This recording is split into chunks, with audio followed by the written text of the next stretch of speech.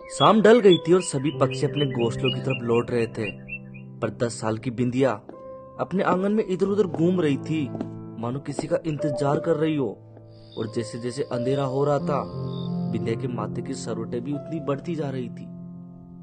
थोड़ी देर बाद उसकी माँ आंगन में आई और दूध की बाल्टी को रखते हुए बिंदिया के पास बैठ गई। बिंदिया मासूमियत भरी निगाह से अपनी माँ को देखा और पूछा, माँ, अब लाली कैसी है? माँ ने कोई भाव नहीं दिया, मानो कि जैसे कोई अनहोनी हो गई हो। बस बिंदिया से कहा कि पहले से ठीक है अब। बिंदिया आगे कुछ पूछ नहीं पाई और बस अपनी उदासी को साथ ही लेकर बिस्तर में दुबक कर सो गई। बिंदिया की नजरों में बस लाली ही लाली घूम रही थी और जाने से कब नींद आ गई पता ही नहीं चला।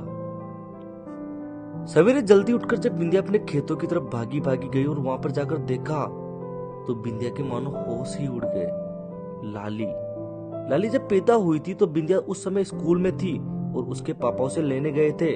रास्ते में उसके पापा ने उसको बताया था कि आज हमारी गाय को मुनिया ने जन्म दिया है। इतना सुनते ही बिंदिया खुशी से झूम उठी और बोली कि पापा पापा, मैं उसका नाम मेरी गुड़िया के जैसे लाली रखूंगी।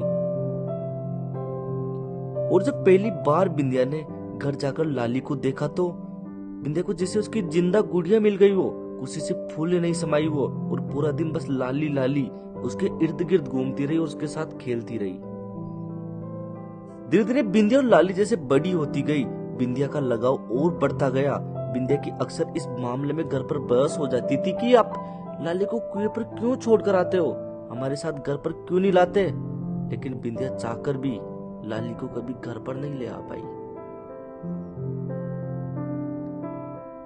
आज लाली बिंदिया के सामने घायल अवस्था में पड़ी हुई थी।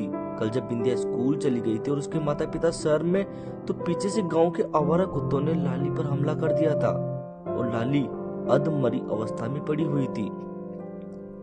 आज लाली अपनी दोनों निगाहों से बिंदिया को निहार रही थी और चाहकर भी बिंदिया को पुकार नहीं पा रही थी। लाली को इतने दर्द में कराते हुए देखकर बिंदिया अपने आंसू को नहीं रोक पाई और लाली से लिपटकर फूट फूट कर रोने लगी। बिंदिया के पड़ोस में रहने वाले बच्चे और महिलाएं कह रही थी कि लड़की पागल हो गई है क्या, जानवर है, आते जाते रहते हैं, इनसे कैसा स्नेह। पर बिंदिया के लिए ये जानवर नहीं थी, ये उसकी गुड़िया थी, उसकी लाली थी। जब डॉक्टर को लेकर उसके पापा वहां पर पहुंचे तो बिंदिया डॉक्टर के पास आकर गिड़गिड़ाई और बोली कि मेरी लाली को बचा दोगे क्या डॉक्टर। डॉक्टर ने बिंदिया के पिता की तरफ देखकर इशारों इशारों में कुछ बात की और फिर बिंदिया की तरफ देखकर बोला कि तेरी लाली को कुछ भी नहीं होगा बेटा। दूसरे दिन बिंदिया ने देखा कि घर के बाहर एक टेम्पो खड़ा हुआ है और कुछ लोग उसके पापा से कुछ पैसे ले रहे हैं। जब बाहर जाकर बिंदिया ने टेम्पो में देखा तो लाली को देखकर बिंदिया सहम सी गई। बिंदिया की गुड़िया लाली इस दुनिया को छोड़ चुकी थी। एक तरफ लाली की विदाई हो रही थी और दूसरी तरफ बिंदिया अपने स्कूल को जा रही थी। जरूरी नहीं है कि प्रेम व्यक्ति से ही हो, रिश्तों का जुड़ाव तो किसी की भी आत्मा से हो सकता है।